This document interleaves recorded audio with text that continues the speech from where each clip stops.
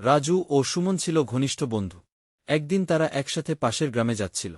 পথ ছিল লম্বা ও নির্জন। হঠাৎ তারা রাস্তার পাশে একটি থলে পড়ে থাকতে দেখল। রাজু থলেটা তুলে দেখল, সেটি ভর্তি সোনার মোহর। তারা অবাক হয়ে গেল। সুমন বলল, আমরা ভাগ করে নেই, তাহলে দুজনেই সুখে থাকতে পারব। কিন্তু রাজু লোভী হয়ে গেল।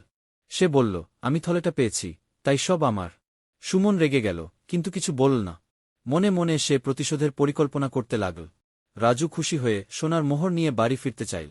কিন্তু সুমন চতুরতার সাথে বলল, তাহলে অন্তত আমাদের কিছু খাওয়া দরকার। আমি খাবার নিয়ে আসছি। সে খাবারে বিষ মিশিয়ে আনল, যাতে রাজুকে মেরে সব সোনা নিতে পারে। অন্যদিকে রাজু ভাবল, সুমনকে দূর করতে হবে। সে লুকিয়ে লাঠি হাতে দাঁড়িয়ে থাকল। যেইমাত্র সুমন ফিরে এল, রাজু তাকে আঘাত করে মেরে ফেলল। এরপর সে নিশ্চিন্তে খাবার খেল।